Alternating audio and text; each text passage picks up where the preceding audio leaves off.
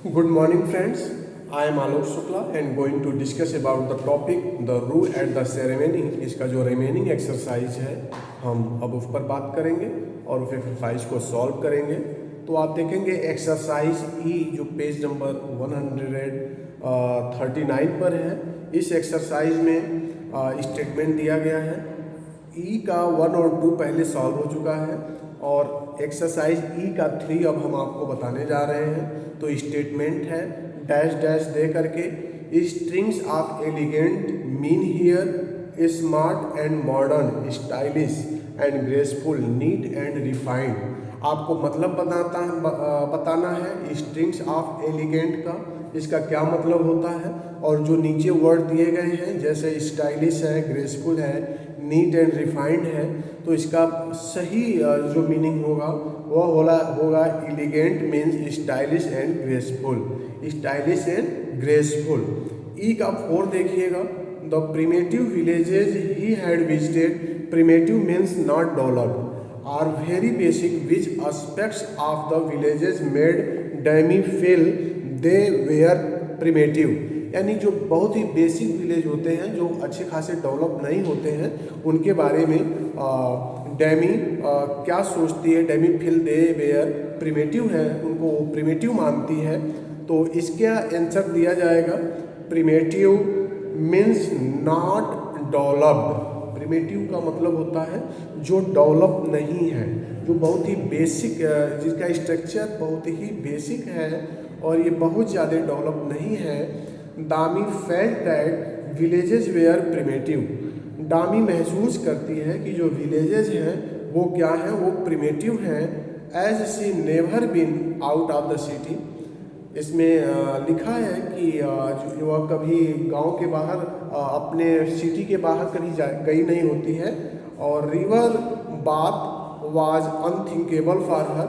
और विलेजेस में लोग नदियों में नहाते हैं, रिवर बात करते हैं, and that was totally unthinkable for the Domi. This is a very new thing for Domi, और इसे आप लिख लेंगे। अब एक्सरसाइज एफ है जिसमें आपको कुछ वर्ड्स दिए गए हैं और बीच का जो वर्ड है वो मिसिंग है, मिसिंग वर्ड है। और उस मिसिंग वर्ड पे आपको काम करना है। आपको ये बताना है कि उस जगह पर कौन सा वर्ड होगा, कौन सा वर्ड होगा और किस वर्ड को वहाँ सुटेबल माना जाएगा और लिखा जाएगा।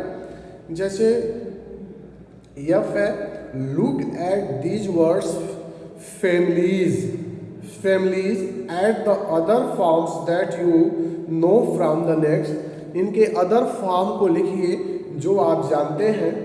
जैसे दिया है साइटिंग, साइटिंग दिया है और उसके आगे डैश दिया है, वहाँ उस डैश में हम लोग आई साइट लिखेंगे, साइटिंग आई साइट। उसके बाद साइट्स लिखा है और उसके बाद साइटेड लिखा है। बुक में ये दिया है केवल एक खाली स्पेस है where you will write eyesight, वहाँ आप क्या लिखोगे आई साइट। उसके सेकेंड लाइन में है अटेंडेंस, सेकेंड लाइन में क्या है अटेंडेंस। अटेंडेंस के आगे लिखा है अटेंशन, अटेंडेंस के आगे क्या लिखा है अटेंशन लिखा है। और अटेंशन के आगे लिखा है अटेंड, अटेंशन के आगे क्या लिखा है अटेंड। और लास्ट में क्या है वहाँ पे स्पेस दे दिया है जहाँ हम लोग अटेंडिंग लिखेंगे। क्या लिखेंगे अटेंडिंग। थर्ड लाइन में जो पहला वर्ड है ब्रीदिंग है, क्या है ब्रीदिंग। ब्रीदिंग के बाद 2 खाली स्पेस दिया गया है।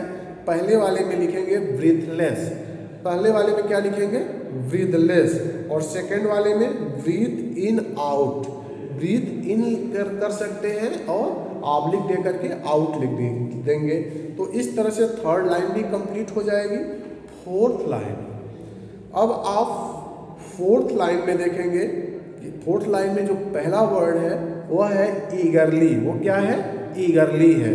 ईगरली के बाद पहला वर्ड ईगरली है जो आप फील करेंगे। उसके बाद बुक में दिया है ईगर, क्या दिया है ईगर। और ईगर के बाद क्या है, ईगर के बाद दिया गया है, ईगर के बाद खाली स्पेस है जहाँ ईगरनेस भरेंगे, क्या भरेंगे ईगरनेस भरेंगे। तो अब ये एक्सरसाइज ई और एफ दोनों कंप्लीट हो गया। अब हम लोग नेक्स्ट एक्सरसाइज की तरफ बढ़ते हैं। जो आपका नेक्स्ट एक्सरसाइज है वो है एक्सरसाइज जी। वो क्या है एक्सरसाइज जी? मैं अब now I am going to read this. Work in pairs. Work in pairs join is set of sentences.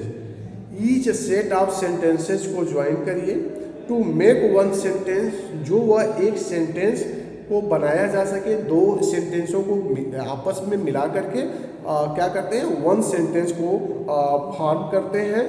Then rearrange the four sentences, और तब इन rearrange the four sentences into a paragraph. और उसके बाद four sentences दिए गए हैं जिनको एक पैराग्राफ में आप क्या करेंगे, रीअरेंज करेंगे। क्या करेंगे, उनको एक पैराग्राफ में रीअरेंज करेंगे और share it in the class. और फिर इसे क्लास में शेयर करने के लिए कह रहा है। तो पहले हम आपको जो बुक में दिया गया है सेंटेंस, एक एक सेंटेंस को पढ़ेंगे, फिर इनको सिंथेसिस करेंगे, इन्हें आपस में जोड़ेंगे। और जोड़ने के बाद जो है हम इस सेंटेंस को सारे सेंटेंसें को वन बाय वन करके और एक पूरा पैराग्राफ तैयार करेंगे और उन्हें लिखेंगे। तो आप पहले इसको हम पढ़ना शुरू कर रहे हैं।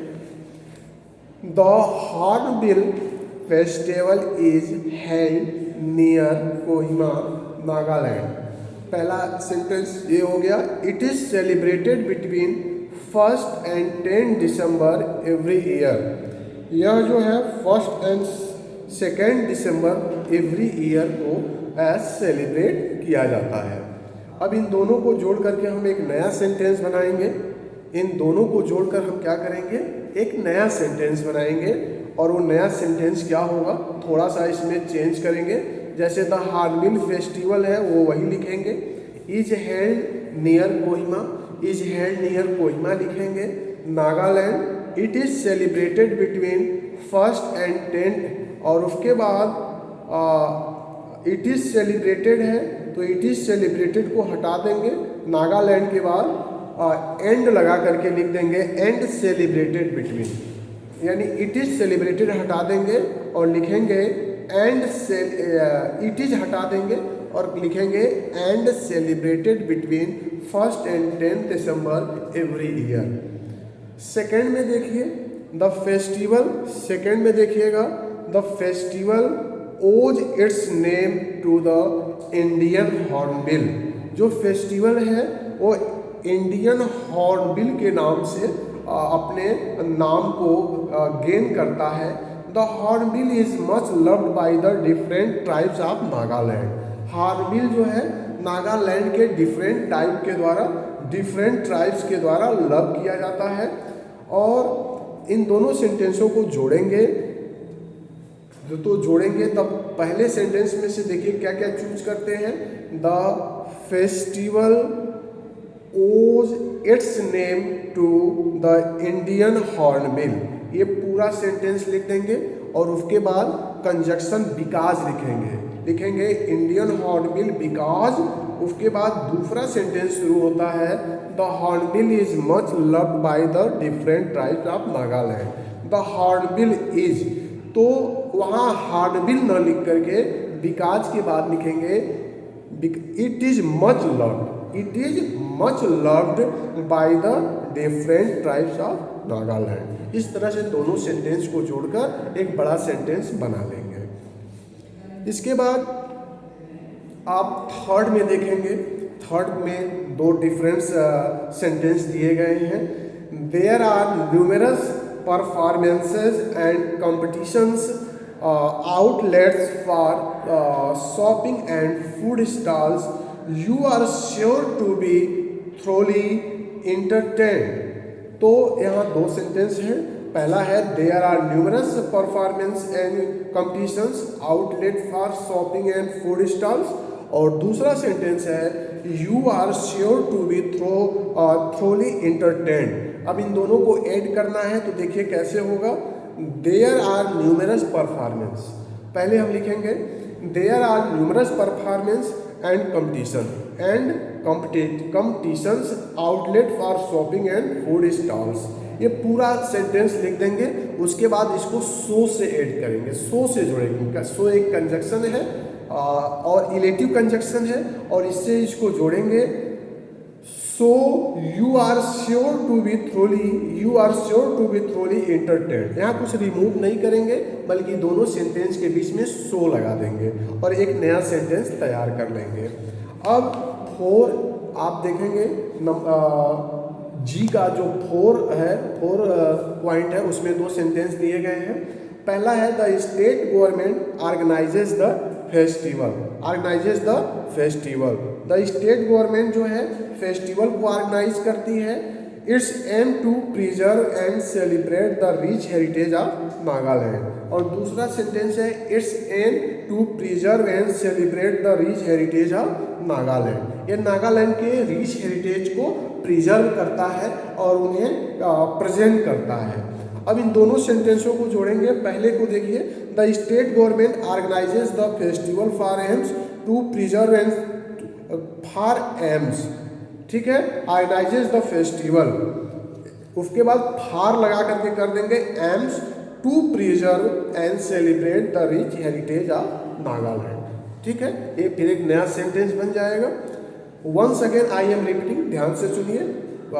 जो पॉइंट 4 है क्या है, क्वेश्चन है the state government organises the festival, it aims to preserve and celebrate the rich heritage of Nagaland. इसको जब हम सिंथेसिस करेंगे, इसको सिंथेसाइज करेंगे, तो लिखेंगे the state government organises the festival for aims to preserve and celebrate the rich heritage of Nagaland. इस तरह से 4 सेंटेंस हमने तैयार कर लिए, दो को जोड़ करके, और इन चारों को मिल करके हम लिख देंगे। तो एक पूरा मिला करके लिखेंगे तो एक पूरा पैराग्राफ तैयार हो जाएगा। मैं एक बार पढ़ दे रहा हूँ पूरे पैराग्राफ को। तो जो बना हुआ पैराग्राफ है वो इस तरह से होगा कि the hornbill festival is held near Kohima, Nagaland and celebrated between 1 and 10 December every year. The festival owes its name to the Indian hornbill because it is much loved by the different tribes of Nagaland. There are numerous performances and competitions, outlets for shopping and food stall, so you are sure to be thoroughly entertained. The state government organizes the festival for aim to preserve and celebrate the rich heritage of Nagaland. That's all. Have a nice day to stay with us. Thank you.